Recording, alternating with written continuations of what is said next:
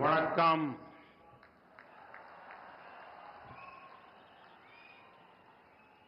ಏನ ಅಂಬು ತಮಿಳ सौंधंगले तमिलनाडु के राज्यपाल एन रवि जी, केंद्रीय मंत्रिमंडल के मेरे सहयोगी अश्विनी वैष्णव जी, डॉक्टर एल मुरुगन जी, तमिलनाडु सरकार के मंत्रीगण, सांसद, अन्य महानुभाव और मेरे प्यारे भाई और बहनों, नमस्कार. வணக்கம். என் அன்பு தமிழ் சொந்தங்களே, தமிழ்நாட்டின் ஆளுநர் ஆர் என் ரவி அவர்களே, மத்திய அமைச்சரவையின் என் சகாக்களான அஸ்வினி வைஷ்ணவ் அவர்களே, டாக்டர் எல் முருகன் அவர்களே, தமிழ்நாடு அரசின் அமைச்சர் பெருமக்களே, நாடாளுமன்ற உறுப்பினர்களே, சான்றோர்களே, பெரியோர்களே, என் நெஞ்சுக்கினிய அன்பு சகோதர சகோதரிகளே, वणक्कम. साथियों, आज रामनवमी का पावन पर्व है. अब से कुछ समय पूर्व अयोध्या में भव्य राम मंदिर में रामलला का सूर्य की किरणों ने भव्य तिलक किया है. भगवान श्री राम का जीवन, उनके राज्य से मिलने वाली सुशासन की प्रेरणा राष्ट्र निर्माण का बड़ा आधार है. और आज रामनवमी है. मेरे साथ बोलिए, जय श्री राम, जय श्री राम, जय श्री राम. நண்பர்களே, இன்று புனிதமான ஸ்ரீ ராம நவமி நன்னாள். சில காலம் முன்பாகத்தான் அயோத்தியிலே பிரம்மாண்டமான ராமர் ஆலயத்திலே ராம்லலாவுடைய திருவதனத்தின் மீது சூரியனின் கதிர்கள் அற்புதமான திலகத்தை பொழிந்தன. பகவான் ஸ்ரீ ராமனின் வாழ்க்கை, அவருடைய ஆட்சியிலிருந்து கிடைக்கக்கூடிய நல்லாளுகை குறித்த உத்வேகமாகியன தேசத்தை நிர்மாணிப்பதில் பெரிய ஆதாரமாக இருக்கின்றன. இன்று ராம நவமியாக இருப்பதால் என்னுடன் அனைவரும் முழங்குங்கள், ஜெய் ஸ்ரீராம். तमिलनाडु के संगम कालीन साहित्य में भी श्री राम के बारे में कहा गया है. मैं रामेश्वरम की इस पवित्र धरती से समस्त देशवासियों को रामनवमी की हार्दिक शुभकामनाएं देता हूं.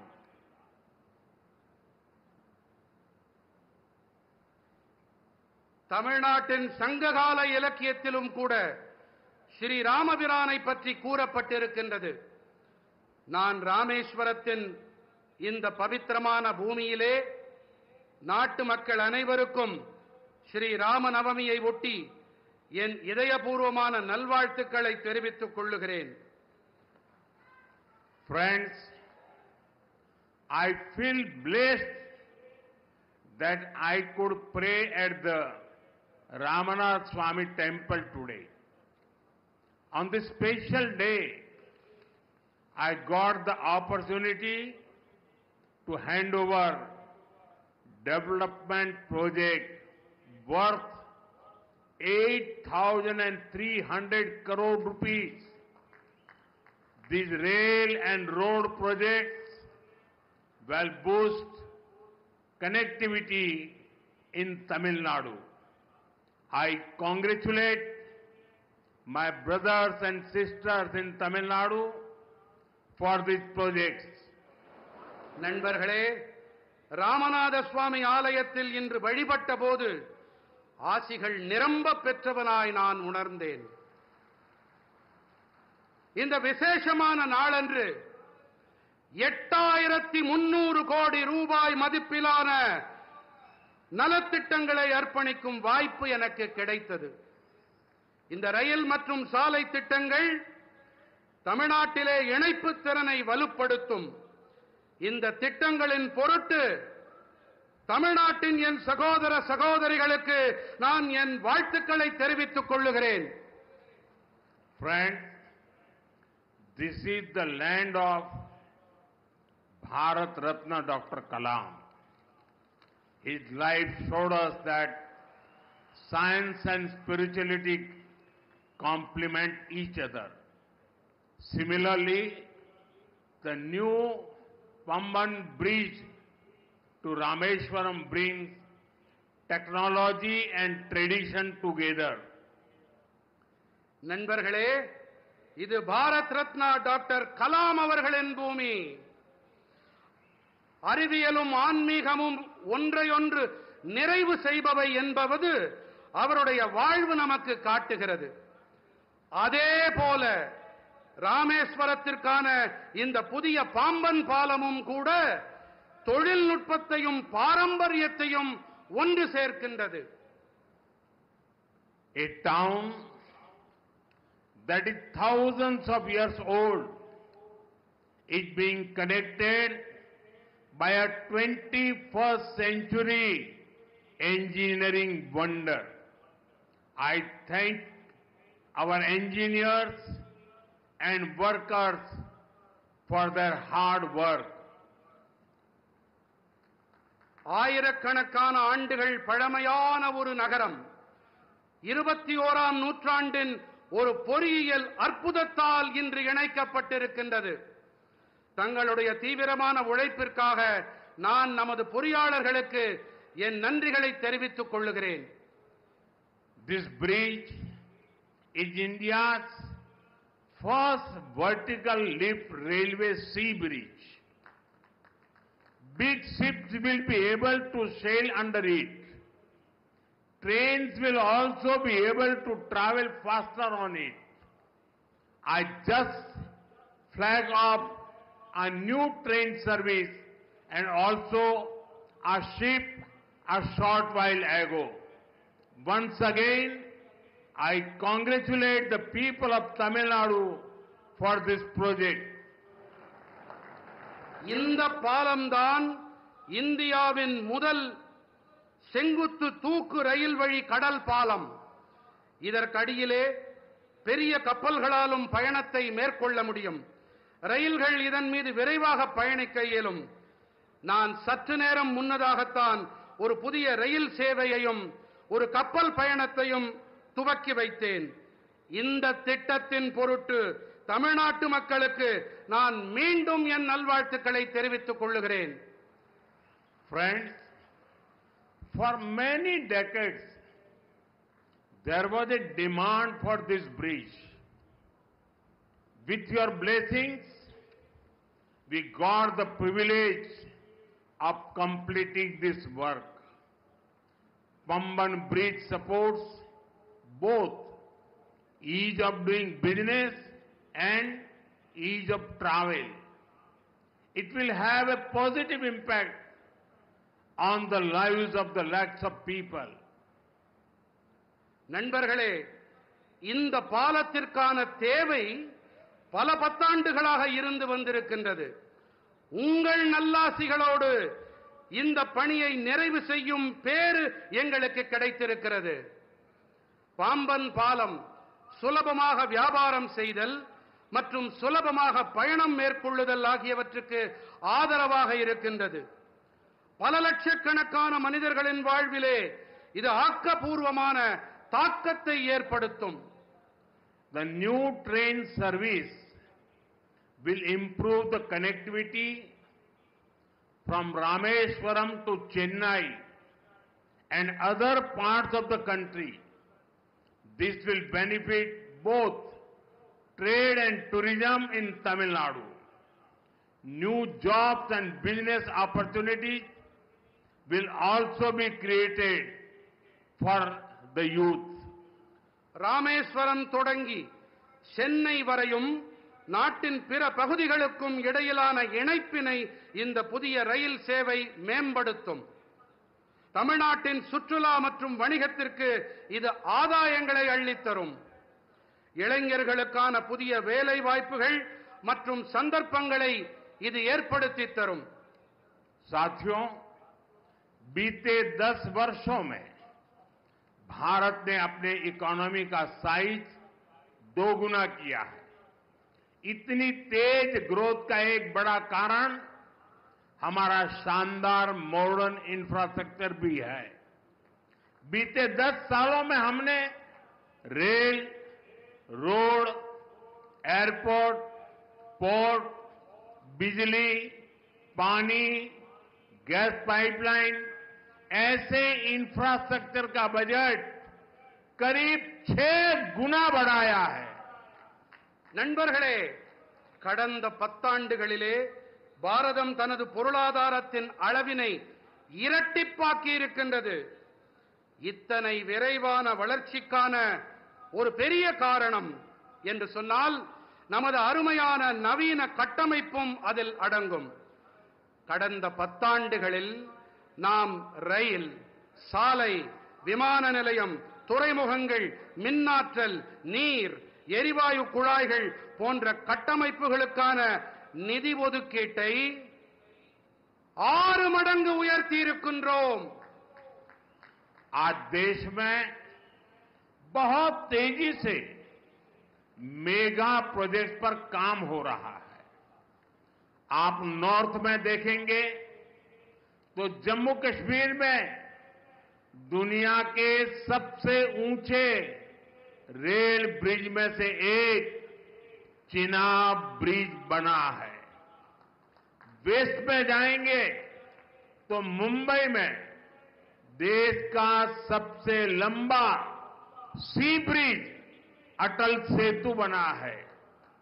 ईस्ट में जाएंगे तो असम के बोगीबील ब्रिज के दर्शन होंगे और साउथ में आते हैं तो दुनिया के गिने चुने वर्टिकल लिफ्ट ब्रिज में से एक पंबन ब्रिज का निर्माण पूरा हुआ है.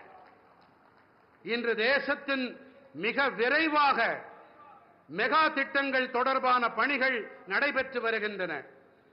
வடக்கிலே நீங்கள் பார்த்தீர்களானால் ஜம்மு காஷ்மீரத்திலே உலகின் மிக உயரமான ரயில் பாலங்களில் ஒன்றான சினாப் பாலம் அமைக்கப்பட்டிருக்கின்றது. மேற்கிலே பார்த்தீர்கள் என்றால் மும்பையிலே தேசத்தின் மிக நீளமான கடல் பாலமான அடல் பாலம் அமைக்கப்பட்டிருக்கின்றது.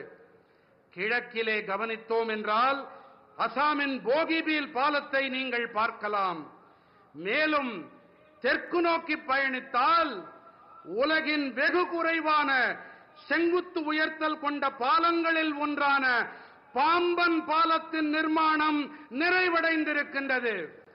इसी तरह ईस्टर्न और western freight corridor, dedicated freight corridor भी तैयार हो रहे हैं. देश की पहली बुलेट ट्रेन पर तेजी से काम चल रहा है.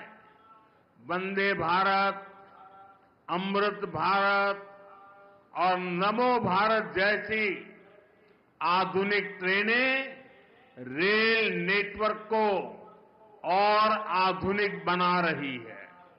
இதைப் போலவே கிழக்கு மற்றும் மேற்கு பிரத்யேகமான சரக்கு போக்குவரத்து இடைவழியும் கூட அமைக்கப்பட்டு வருகின்றது. தேசத்தின் முதல் புல்லட் ரயில் தொடர்பான பணிகளும் விரைவாக நடந்தேறி வருகின்றன. வந்தே பாரத், அம்ருத் பாரத் மற்றும் நமோ பாரத் போன்ற நவீன ரயில்களும் ரயில் வலைப்பின்னலை மேலும் நவீனப்படுத்தி வருகின்றன. साथियों, जब भारत का हर रीजन आपस में कनेक्ट होता है तो डेवलप्ड नेशन बनाने का रास्ता मजबूत होता है. दुनिया के हर डेवलप्ड नेशन, हर डेवलप्ड रीजन में यही हुआ है. आज जब भारत का हर स्टेट आपस में कनेक्ट हो रहा है तो पूरे देश का पोटेंशियल सामने आ रहा है। इसका बेनिफिट भी देश के हर रीजन को हो रहा है, हमारे तमिलनाडु को हो रहा है। நண்பர்களே, பாரதத்தின் அனைத்து பகுதிகளும் பரஸ்பர இணைப்புகள் உடையவையாக ஆகும்போது வளர்ந்த தேசமாக ஆகும் பாதை மேலும் வலுவடைகிறது. உலகின் அனைத்து வளர்ச்சியடைந்த நாடுகளில் வளர்ச்சிக்கான காரணம் இதுதான். இன்று பாரதத்தின் அனைத்து மாநிலங்களும் ஒன்றோடு ஒன்று இணைக்கப்படும் போது தேசத்தின் ஒட்டுமொத்த சாத்தியங்களும் வெளிப்படுத்தப்படுகின்றன. இவற்றின் ஆதாயங்களும் கூட தேசத்தின் அனைத்து பகுதிகளுக்கும் கிடைக்கின்றன. நமது தமிழ்நாட்டிற்கும் கிடைத்து வருகின்றது. साथियों, विकसित भारत के सफर में तमिलनाडु का बहुत बड़ा रोल है। मैं मानता हूं, तमिलनाडु का सामर्थ्य जितना ज्यादा बढ़ेगा, भारत की ग्रोथ उतनी ही तेज होगी। बीते दशक में तमिलनाडु के विकास के लिए 2014 से पहले की तुलना में 3 गुना ज्यादा पैसा सेंटर से दिया गया है। जब इंडी अलायंस की सरकार थी, डीएमके उस सरकार में विराजमान थी, तब जितना पैसा मिला उससे 3 गुना मोदी सरकार ने दिया है। इससे तमिलनाडु की इकोनॉमिक और इंडस्ट्रियल ग्रोथ में बहुत बड़ी मदद मिली है। நண்பர்களே, வளர்ச்சியடைந்த பாரதம் நோக்கிய பயணத்தில் தமிழ்நாட்டிற்கென மிகப்பெரிய பங்கு இருக்கின்றது. தமிழ்நாட்டின் வல்லமை எத்தனை அதிகம் உயர்கிறதோ, பாரதத்தின் வளர்ச்சியும் அந்த அளவுக்கு விரைவாகும் என்று நான் கருதுகிறேன். கடந்த 10 ஆண்டிலே தமிழ்நாட்டின் வளர்ச்சிக்காக 2014ஆம் ஆண்டிற்கு முந்தைய காலத்துடன் ஒப்பு நோக்கும்போது திராவிட முன்னேற்றக் கழகத்தின் ஆட்சி கூட்டணியில் இருந்தபோது இருந்ததை விட 3 மடங்கு அதிக நிதியை மத்திய அரசு அளித்திருக்கிறது. தமிழ்நாட்டின் பொருளாதாரம் மற்றும் தொழில்துறை வளர்ச்சிக்கு இது மிக அதிக அளவு உதவி இருக்கின்றது. साथियों, तमिलनाडु का इंफ्रास्ट्रक्चर भारत सरकार की प्रायोरिटी है। बीते 1 दशक में तमिलनाडु का रेलवे बजट 7 टाइम्स से ज्यादा इंक्रीज किया गया है। நண்பர்களே, தமிழ்நாட்டின் கட்டமைப்பு தான் பாரத அரசின் முதன்மை. கடந்த 10 ஆண்டிலே தமிழ்நாட்டின் ரயில் துறை பட்ஜெட்டிலே 7 மடங்கிற்கும் அதிகமான அதிகரிப்பு செய்யப்பட்டிருக்கின்றது. इसके बावजूद भी कुछ लोगों को बिना कारण रोते रहने की आदत है, वो रोते रहते हैं। இவற்றையெல்லாம் செய்த பிறகும் கூட சிலர் அழுது கொண்டே இருக்கிறார்கள்.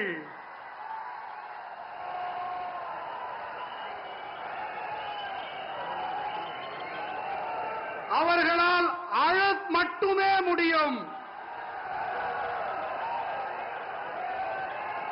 அவர்கள் அழுதுவிட்டு போகட்டும். 2014 से पहले रेल प्रोजेक्ट के लिए हर साल सिर्फ ओनली 900 करोड़ रुपीस ही मिलते थे। और आपको पता है, उस समय इंडी अलायंस के मुख्य कर्ता धर्ता कौन थे, ये आपको पता है। इस वर्ष तमिलनाडु का रेल बजट 6,000 करोड़ रुपए से ज्यादा है। भारत सरकार यहां के 77 रेलवे स्टेशन को मॉडर्न भी बना रही है। इसमें रामेश्वरम का स्टेशन भी शामिल है। 2014ஆம் ஆண்டிற்கு முன்பு வரை ரயில் துறை திட்டங்களுக்காக ஒவ்வொரு ஆண்டும் வெறும் 900 கோடி ரூபாய் மட்டுமே கிடைத்து வந்தது. அப்போதெல்லாம் கூட்டணியிலே யார் ஆட்சியில் அமர்ந்திருந்தார்கள் என்பதை நான் கூற தேவையே இல்லை. இந்த ஆண்டு தமிழ்நாட்டின் ரயில் பட்ஜெட் 6000 கோடி ரூபாய்க்கும் அதிகம். பாரத அரசு தமிழ்நாட்டில் இருக்கும் 77 ரயில் நிலையங்களையும் நவீனப்படுத்தும் பணிகளில் ஈடுபட்டு வருகின்றது. இதிலே ராமேஸ்வரம் ரயில் நிலையமும் இடம் பெற்றிருக்கின்றது. साथियों, लास्ट 10 इयर्स में प्रधानमंत्री ग्राम सड़क योजना के तहत गांवों के रोड और हाईवे के क्षेत्र में भी बहुत सारा काम हुआ है। 2014 के बाद तमिलनाडु में केंद्र सरकार की मदद से 4000 किलोमीटर रोड्स बनी है। चेन्नई पोर्ट को कनेक्ट करने वाला एलिवेटेड कॉरिडोर शानदार इंफ्रास्ट्रक्चर का एक बेहतरीन उदाहरण बनेगा. நண்பர்களே, கடந்த 10 ஆண்டுகளிலே கிராமப்புற சாலைகள் மற்றும் நெடுஞ்சாலைகள் துறையிலே கூட ஏராளமான பணிகள் மேற்கொள்ளப்பட்டிருக்கின்றன. 2014ஆம் ஆண்டிற்கு பிறகு தமிழ்நாட்டிலே மத்திய அரசின் உதவியோடு 4000 கிலோமீட்டர் அளவுக்கு சாலைகள் போடப்பட்டிருக்கின்றன. சென்னை துறைமுகத்தை இணைக்கவல்ல உயர்த்தப்பட்ட இடைவழி அருமையான கட்டமைப்பிற்கான மேலும் ஒரு எடுத்துக்காட்டு. आज भी करीब 1000 करोड़ रुपीस के रोड प्रोजेक्ट का शिलान्यास और लोकार्पण हुआ है. ये प्रोजेक्ट तमिलनाडु के अलग अलग डिस्ट्रिक्ट के साथ ही आंध्र प्रदेश के साथ भी कनेक्टिविटी बेहतर करेंगे. இன்றும் கூட சுமார் 8000 கோடி ரூபாய் மதிப்பிலான சாலை திட்டங்களுக்கான அடிக்கல் நாட்டப்பட்டு இவை தேசத்திற்கு அர்ப்பணம் செய்யப்பட்டிருக்கின்றது. இந்த திட்டங்கள் தமிழ்நாட்டின் பல்வேறு மாவட்டங்களோடு மட்டுமல்லாமல் ஆந்திர பிரதேசத்துடனான இணைப்பையும் மேம்படுத்தும். साथियों, चेन्नई मेट्रो जैसा मॉडर्न पब्लिक ट्रांसपोर्ट भी तमिलनाडु में ईज ऑफ ट्रैवल को बढ़ा रहा है. हमें याद रखना है, जब इतने सारे इंफ्रास्ट्रक्चर का काम होता है तो इससे हर सेक्टर में नई जॉब भी क्रिएट होती है. मेरे नौजवानों को रोजगार के नए अवसर मिलते हैं. நண்பர்களே, சென்னை மெட்ரோ போன்ற நவீன பொதுமக்கள் போக்குவரத்து வசதியும் கூட தமிழ்நாட்டிலே சுலபமான பயணம் மேற்கொள்ளுதலை மேம்படுத்துகிறது. இத்தனை பெரிய அளவில் கட்டமைப்புகள் தொடர்பான பணிகள் நடைபெற்று வரும் வேளையிலே இவற்றின் அனைத்து துறைகளிலும் புதிய வேலை வாய்ப்புகளும் உருவாக்கப்பட்டு வருகின்றன. என்னுடைய இளைஞர்களுக்கு வேலை வாய்ப்புகள் ஏற்படுத்தப்படுகின்றன என்பதை நாம் நினைவில் கொள்ள வேண்டும், மறந்துவிடக் கூடாது. साथियों, बीते दशक में भारत ने सोशल इंफ्रास्ट्रक्चर पर भी रिकॉर्ड निवेश किया है. मुझे खुशी है कि तमिलनाडु के करोड़ों गरीब परिवारों को इसका बेनिफिट मिल रहा है. बीते 10 साल में 4 करोड़ से ज्यादा पक्के घर देश भर के गरीब परिवारों को मिले हैं और इसमें पीएम आवास योजना के तहत 12 लाख से ज्यादा पक्के घर यहां तमिलनाडु में मेरे गरीब परिवार के भाई बहनों को मिले हैं। நண்பர்களே, கடந்த 10 ஆண்டிலே பாரதம் சமூக கட்டமைப்பிலும் கூட சாதனை காணும் அளவுக்கு முதலீடுகளை செய்திருக்கின்றது.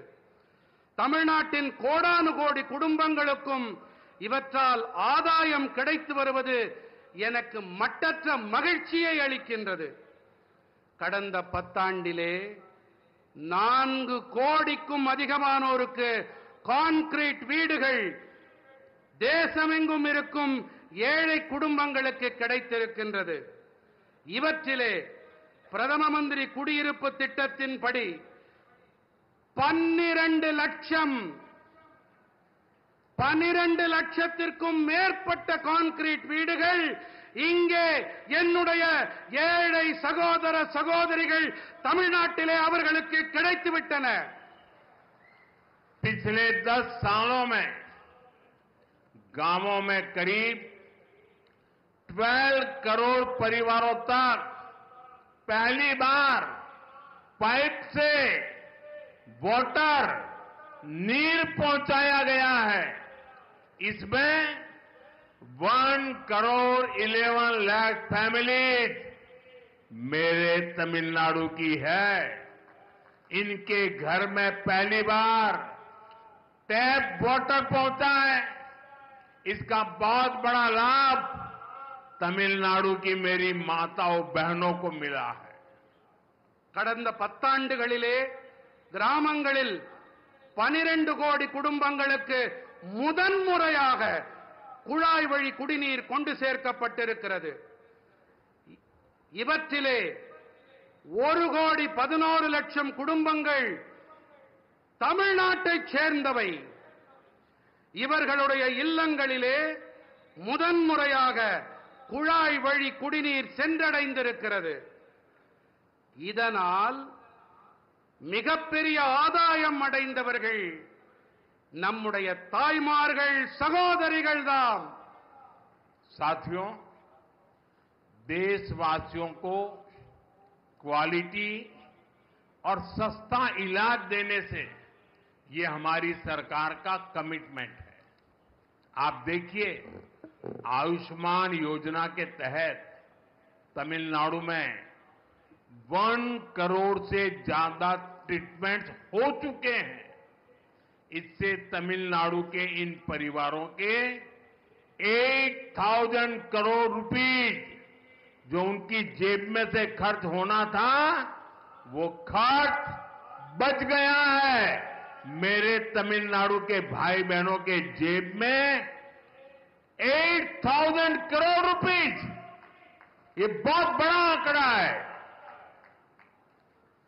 நண்பர்களே, நாட்டு மக்களுக்கு தரமான மற்றும் விலை மலிவான சிகிச்சை அளிக்கும் விஷயத்தில் நமது அரசாங்கம் அர்ப்பணிப்போடு செயல்கள் புரிந்து வருகின்றது. நீங்களே பாருங்கள், ஆயுஷ்மான் பாரதம் திட்டத்தின்படி தமிழ்நாட்டிலே 1 கோடிக்கும் மேற்பட்ட சிகிச்சைகள் நடைபெற்றாகிவிட்டன. இவற்றிலே தமிழ்நாட்டின் இந்த குடும்பங்கள் 8,000 கோடி ரூபாய், சிறிய தொகை அல்ல, 8,000 கோடி ரூபாய் செலவிலிருந்து காப்பாற்றப்பட்டிருக்கிறார்கள். என்னுடைய தமிழ் சொந்தங்கள் காப்பாற்றப்பட்டிருக்கின்றார்கள். तमिलनाडु में 1400 से अधिक जन औषधि केंद्र है. ये मैं सिर्फ तमिलनाडु का बताता हूं. यहां जन औषधि केंद्र में 80% डिस्काउंट पर दवाएं मिलती है. इन सस्ती दवाओं से भी लोगों की जेब में 700 करोड़ रुपीज, मेरे तमिलनाडु के भाई बहनों के जेब में 700 करोड़ रुपीज की सेविंग हुई है। और इसलिए मैं तमिलनाडु के मेरे भाई बहनों को कहूंगा, अगर आपको दवाई खरीदनी है तो जन औषधि केंद्र से खरीदिए। आपको 1 रुपये की चीज 20 पैसे में, 25 पैसे में, 30 पैसे में मिल जाएगी। தமிழ்நாட்டிலே 1400க்கும் அதிகமான மக்கள் மருந்தகங்கள் இருக்கின்றன. 1400 நம்முடைய தமிழ்நாட்டில் மட்டுமே. இங்கே 80% வரையிலான தள்ளுபடி விலையிலே மருந்துகள் கிடைக்கின்றன. இந்த மலிவு விலை மருந்துகளாலும் கூட மக்களுக்கு 700 கோடி ரூபாய் சேமிப்பு ஏற்பட்டிருக்கிறது. ஆகையினாலே தான் கூறுகிறேன், நீங்கள் மருந்துகள் வாங்க வேண்டும் என்றால் இந்த மக்கள் மருந்தகங்களிலே வாங்குங்கள். 25 பைசா, 30 பைசா, 50 பைசாவிற்கு கூட உங்களுக்கு மருந்துகள் கிடைக்கும்.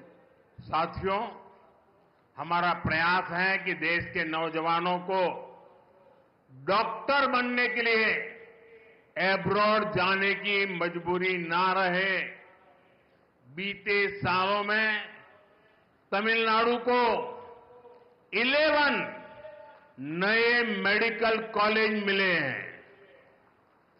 நண்பர்களே, நாட்டின் இளைஞர்கள் மருத்துவ படிப்பு படிக்க அயல் நாடுகளுக்கு செல்ல வேண்டிய கட்டாயம் ஏற்படக்கூடாது என்பதே எங்களுடைய முயற்சி. கடந்த ஆண்டுகளிலே தமிழ்நாட்டிற்கு 11 புதிய மருத்துவக் கல்லூரிகள் கிடைத்திருக்கின்றன. साथियों, देश भर में कई राज्यों ने मातृभाषा में डॉक्टरी की शिक्षा आरंभ की है. अब गरीब से गरीब मां का बेटा बेटी भी जिसने अंग्रेजी नहीं पढ़ी है वो भी डॉक्टर बन सकते हैं. मैं भी तमिलनाडु सरकार से आग्रह करूंगा कि वे तमिल भाषा में डॉक्टरी के कोर्सेज चालू करें ताकि गरीब मां के बेटे बेटी भी डॉक्टर बन सके. மருத்துவ படிப்பினை அதை தமிழிலே செய்ய வேண்டும் என்பதே எங்களுடைய பேரவா. இதற்காக இந்த படிப்பினை படித்த ஏழை தாய்மார்களுடைய குழந்தைகளும் அவர்களாலும் இதை படிக்க முடியும். அதற்காகத்தான் மருத்துவ படிப்பினை கூட தமிழிலே அதை அமைக்கப்பட வேண்டும் என்று நாங்கள் விரும்புகிறோம்.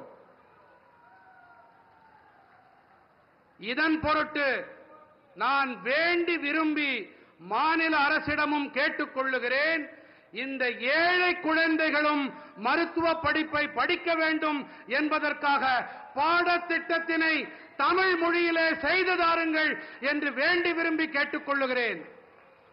साथियों, टैक्स पेयर का दिया हर पैसा गरीब से गरीब के काम आए, यही गुड गवर्नेंस है.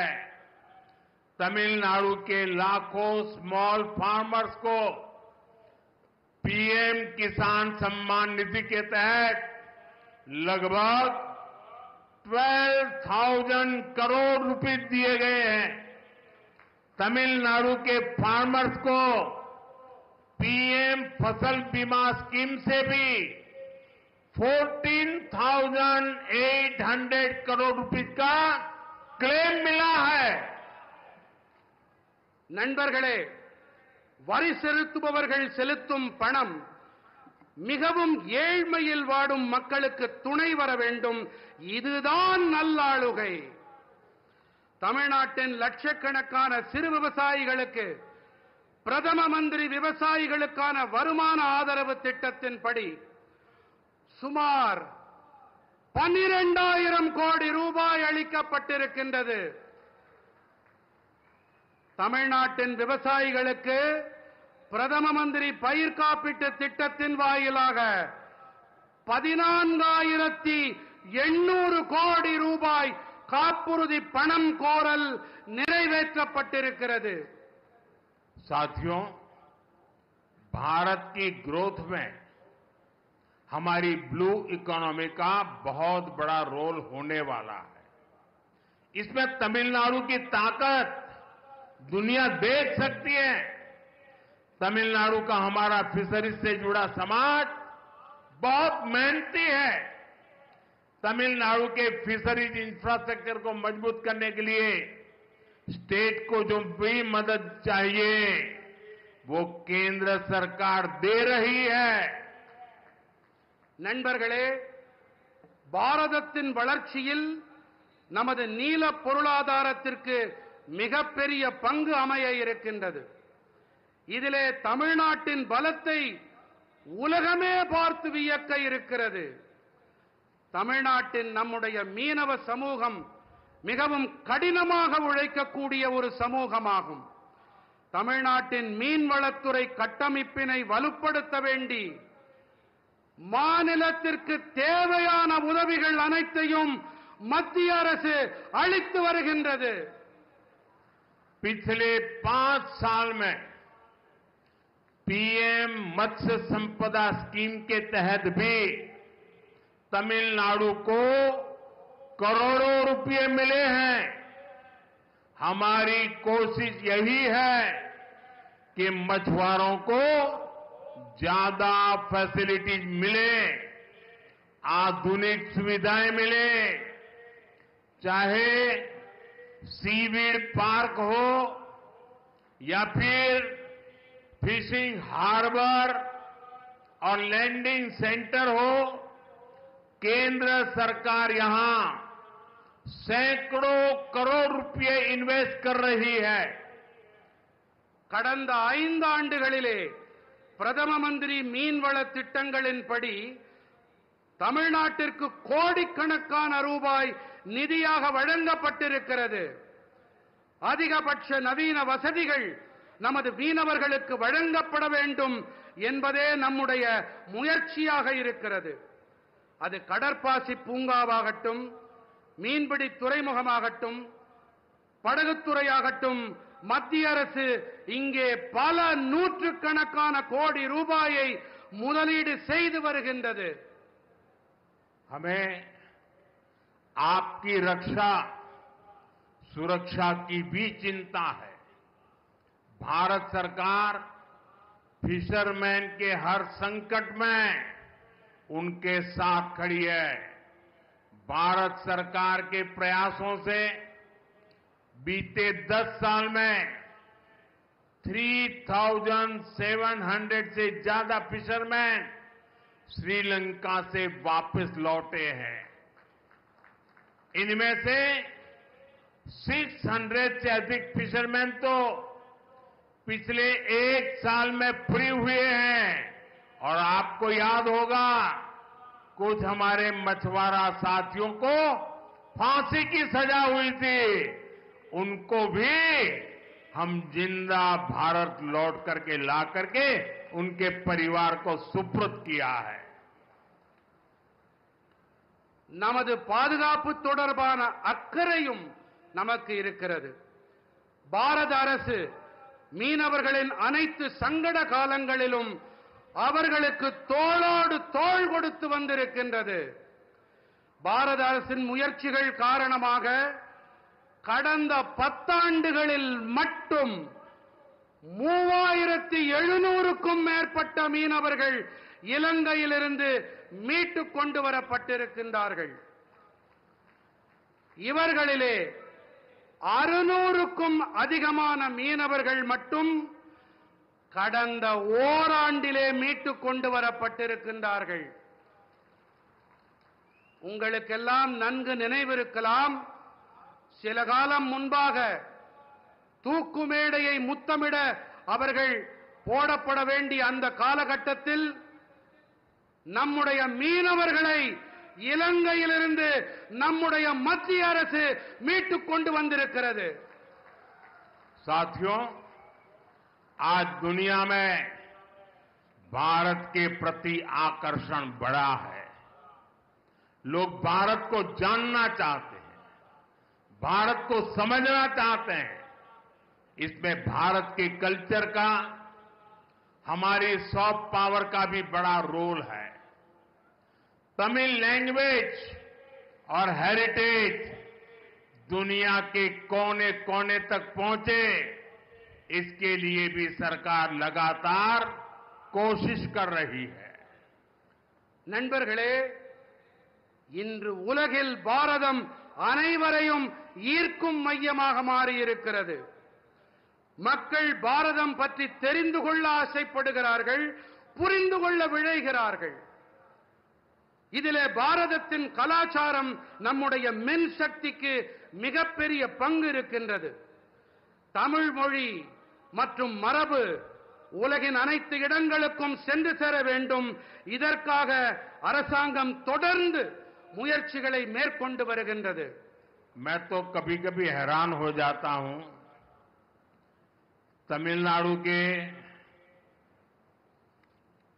कुछ नेताओं की चिट्ठियां जब मेरे पास आती हैं, कभी भी कोई नेता तमिल भाषी में सिग्नेचर नहीं करता है। अरे तमिल का गौरव हो, मैं सबसे कहूंगा कम से कम तमिल भाषा में अपनी सिग्नेचर तो करो। வழக்கமாக எனக்கு தமிழ்நாட்டிலிருந்து சில தலைவர்கள் கடிதங்கள் எழுதுவதுண்டு, மடல்கள் எழுதுவதுண்டு. அந்த கடிதங்களிலே எனக்கு மிகப்பெரிய ஆச்சரியத்தை ஏற்படுத்தக்கூடிய விஷயம் என்னவென்றால், கடிதம் என்னமோ ஆங்கிலத்திலே இருக்கிறது, ஆனால் கையெழுத்தும் ஆங்கிலத்திலேயே இருக்கிறது. குறைந்தபட்சம் கையெழுத்தையாவது தமிழ் மொழியிலே போடக்கூடாதா என்று நான் வியப்பதுண்டு. मैं मानता हूं कि 21st सेंचुरी में इस ग्रेट ट्रेडिशन को हमें और आगे ले जाना है। मुझे विश्वास है कि रामेश्वरम और तमिलनाडु की ये धरती हमें ऐसे ही निरंतर नई ऊर्जा देती रहेगी, नई प्रेरणा देती रहेगी. நண்பர்களே, இந்த 21ஆம் நூற்றாண்டில் நாம் இந்த மகத்தான பாரம்பரியத்தை மேலும் முன்னெடுத்து செல்ல வேண்டும் என்பதே என் உறுதியான கருத்து. ராமேஸ்வரம் மற்றும் தமிழ்நாட்டின் இந்த மண் இன்று போல என்றும் தொடர்ந்து புதிய சக்தியை அளித்து வரும், புதிய உள்ளெழுச்சியை அளித்து வரும் என்பதில் எனக்கு எள்ளளவும் ஐயமில்லை.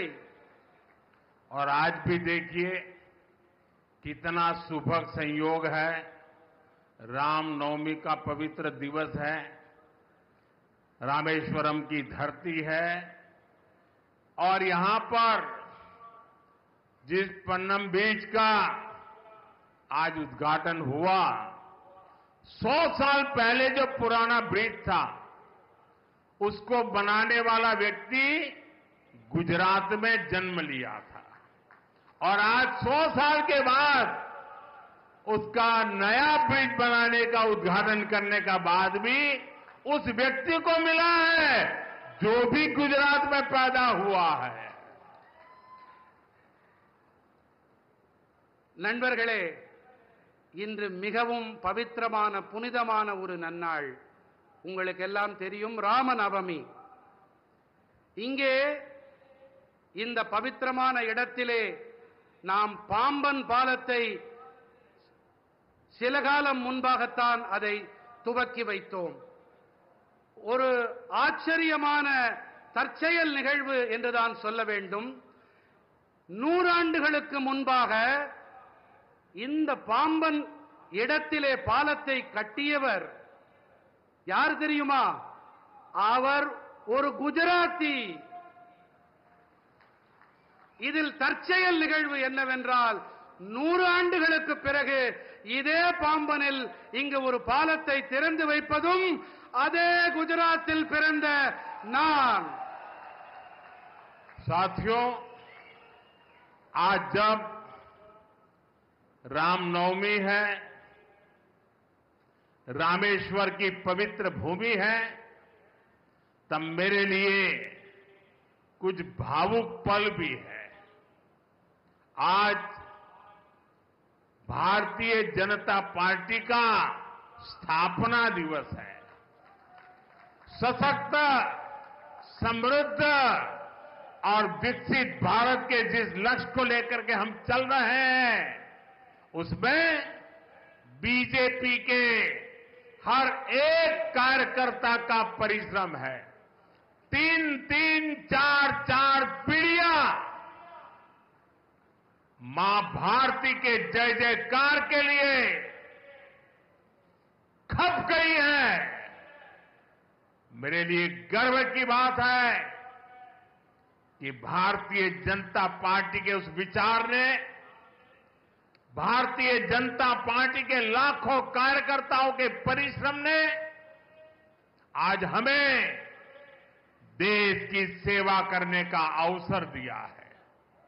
आज देश के लोग बीजेपी सरकारों की गुड गवर्नेंस देख रहे हैं, राष्ट्रहित में लिए जा रहे हैं, वो निर्णय देख रहे हैं और हर हिंदुस्तानी का सीना चौड़ा हो रहा है.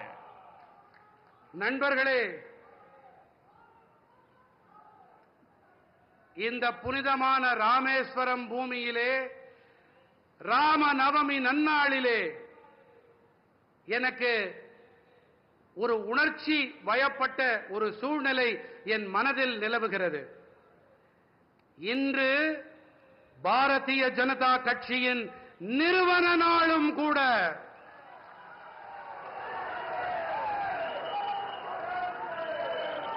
சக்தி படைத்த, தன்னிறைவு கொண்ட, வளர்ச்சியடைந்த பாரதம் என்ற லட்சியத்தை மனதிலே தாங்கி நாம் பயணித்துக் கொண்டிருக்கிறோம்.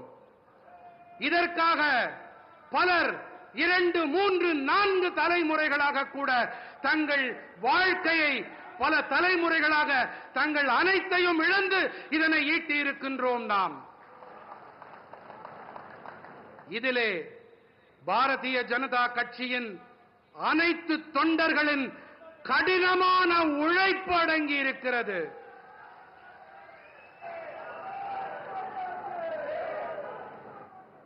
ஆகையினால்தான் இன்று நாட்டு மக்களுக்கு நல்லாட்சி வழங்கக்கூடிய ஒரு சந்தர்ப்பத்தை இந்த தேசத்து மக்கள் நமக்கு அளித்திருக்கின்றார்கள்.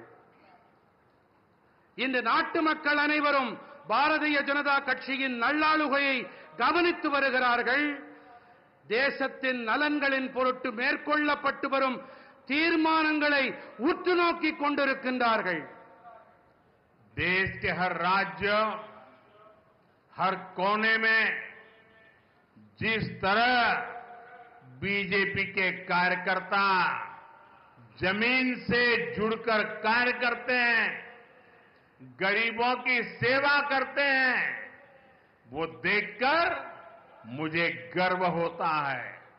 मैं भारतीय जनता पार्टी के करोड़ों कार्यकर्ताओं का आभार व्यक्त करता हूं. मैं उन्हें अपनी शुभकामनाएं देता हूं.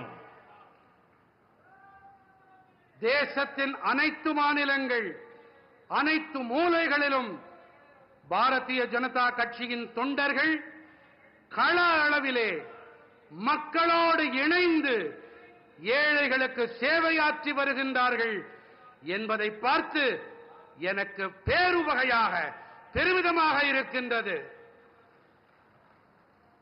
நான் பாரதிய ஜனதா கட்சியின் கோடிக்கணக்கான தொண்டர்களுக்கு என்னுடைய நன்றிகளை சமர்ப்பிக்கின்றேன்.